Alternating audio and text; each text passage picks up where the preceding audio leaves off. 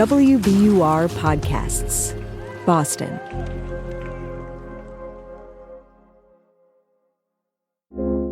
I'm Darryl C. Murphy, and you're listening to The Common. Today, I am here with WBUR's senior State House reporter, Steve Brown. Steve, good morning. How are you, sir? I'm doing fine, Darryl. Can you follow me around everywhere and announce me like that wherever I go? Because I feel pretty good now. I'm down to give it a shot. Let's do it. Let's do it. I'll give you my schedule for that for the rest of the week. Oh, man. So, Steve, we are here for some big budget talk. And only you can make the budget interesting. Governor Maura Healey is about to announce her first state budget. That's a pretty big deal, right? Yeah, that's right. The budget pretty much sucks the oxygen out of the State House for the better part of 6 months, 7 months of the beginning of every year.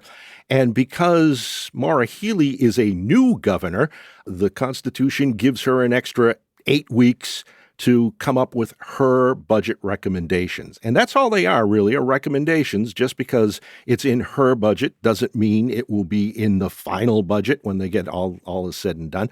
But this is like the first shot across the bow from the executive branch saying, these are our priorities. This is how we want to spend the state's money. The state has roughly $52 billion to spend every year. The question is, how do we spend it? Where do we spend it? What are our priorities? So this is Maura Healey's first chance to say, these are my priorities. All right, Steve, let's get down to business.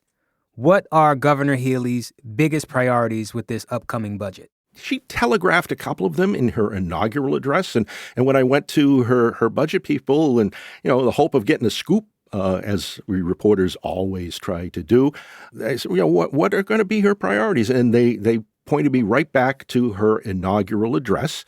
Mm-hmm. There were a couple of items that she had mentioned, specific items. We don't know exactly how much more money she'll be putting in this, but we know that she wants to support what's called the Massachusetts Clean Energy Center. That is a quasi-state agency that works with the developers in building greener buildings in the hopes that eventually it reduces the state's carbon footprint.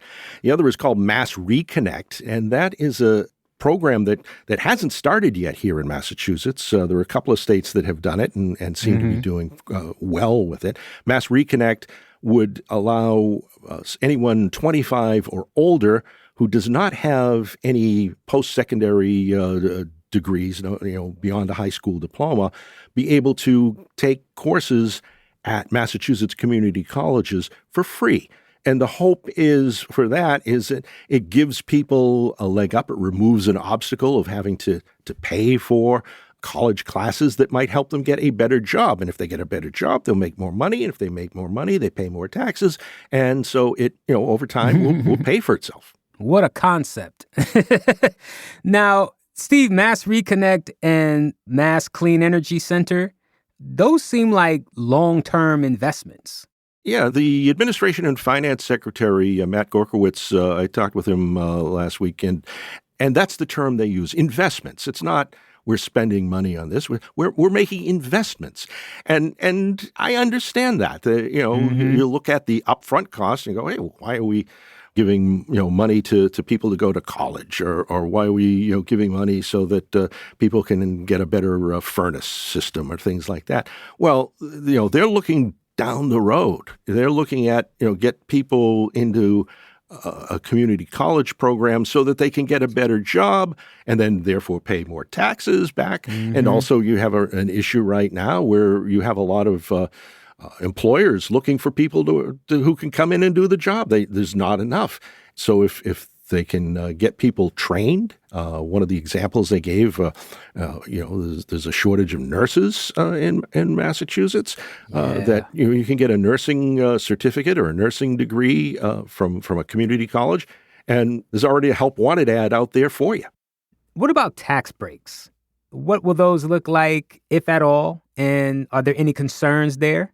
There will be a tax reform package. I'm told that as we're talking right now, it's not available, but maybe by the time people are listening to us, there'll be more details out about a tax reform package. As you know, the state is doing quite well. Last year, they took in a lot of money, so much so that it triggered a law that required that the state send $3 billion back to taxpayers. I don't know if you got a check, but I did. Okay, that's great. I'll never refuse that. But the state has a lot of money. And leading up to that, the legislature was talking last year about doing a tax reform package, maybe looking at the estate tax or child care credits or, different things. But that having to send $3 billion back to taxpayers gave some members of the legislature a reason to pause and say, hey, hold on, let's figure out where we are after we send all this money back. So the money went back, the $3 billion, and now we're in a new session, and they're now talking tax reform. So the governor has said, she actually broke this news on Radio Boston, that she's going to have a companion package, a bill. When she releases the budget this week, she will release this tax reform package. I don't know what's in it at this point. There was feeling last year that a lot of the tax relief benefits the wealthy sometimes. And so I don't know if there's a way that she'll be able to craft it in such a way that folks that really could use, an extra couple of $100 a year or whatever can get that money. So that's something that we'll have to be looking at as she releases her tax reform package. The legislature seems eager to do something as well, but whether or not they're all on the same page, that's what they got to iron out between now and probably July. Yeah, real quick, we're now in the age of the millionaire's tax and sports betting. Is any of that revenue represented in the budget? It will be, yeah. The millionaire's tax or the fair share amendment, depending on what you want to call it, that kicks in. That's expected to bring in quite a bit of money this year, but it's earmarked for education and transportation. So that money will be going into those buckets.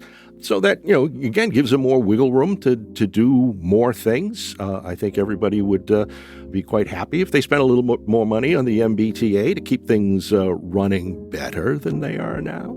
That money from the Fair Share Amendment can go towards that. We're going to take a quick break, but we'll be right back with more from Steve.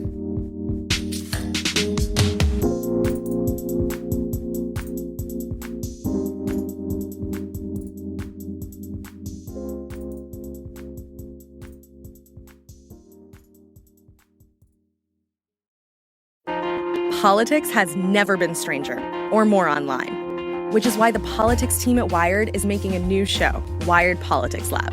It's all about how to navigate the endless stream of news and information and what to look out for. Each week on the show, we'll dig into far-right platforms, AI chatbots, influencer campaigns, and so much more. Wired Politics Lab launches Thursday, April 11th. Follow the show wherever you get your podcasts.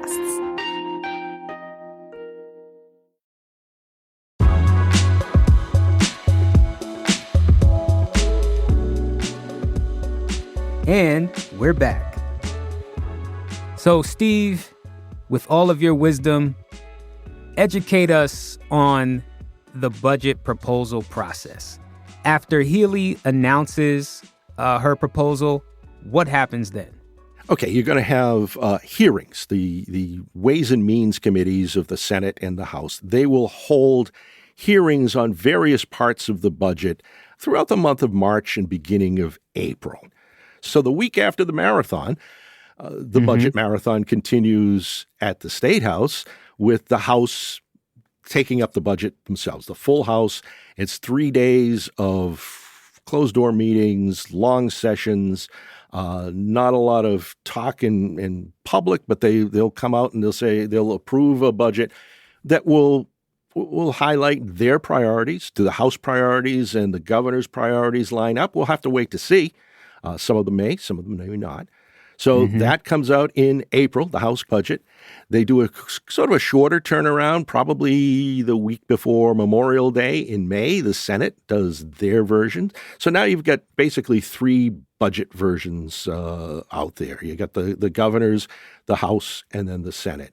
The governor's budget is just a recommendation. The House can take the governor's budget and just set it aside, or the legislature can just set it aside if they want, or they can, listen to it and say, hey, yeah, you make some good points there, Governor Healey. Well, let me ask you this. How much friction do you expect between the governor's office and the state legislature throughout this process? They never see eye to eye. I know Charlie Baker was, frustrated that they didn't go along with a lot of the things that he wanted to do financially. But they put a good front on, and we're able to work together. I assume they'll be doing the same here. I'm sure the governor will praise the legislature and that we all did this together. Maybe privately, she might, say, hey, gee, I wish they went with this, or wish they went with that. But by July 1st is when the budget's supposed to be done. Sometimes they miss that deadline by a few days or a few weeks. Nothing to fear there. They have ways to keep the trains running on time and state employees paid and things like that beyond the July 1st deadline. But that's July 1st is the goal, to get a budget enacted by the legislature and signed by the governor so that they can continue operating. What are you looking for moving forward? Anything specific that you want to see or that you're looking forward to out of this? It'll be interesting to see how Maura Healey differs in priorities from Charlie Baker. We had 8 years of Charlie Baker. We knew where he stood on most everything. So it'll be interesting to see what sort of differences are there. I know that in the legislative budget last year, one item that the legislature was all for was eliminating the cost that inmates and their families are charged in order to make and receive phone calls from prison. That made it all the way through, and Charlie Baker said, no, I don't want to do that. So that didn't, that he vetoed that part of it. It'll be interesting to see if something like that is more palatable to Maura Healey, and we will just have to wait and see. Well, Steve, thank you so much for breaking this down and talking to us about it, because the budget is not the most exciting thing to discuss. But I hope that folks can come away with this feeling educated and not sedated. Well, let's hope so.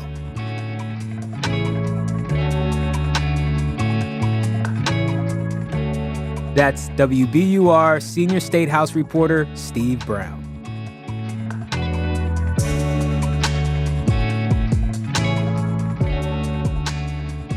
And that's our show for today. Thank you so much for listening to The Common.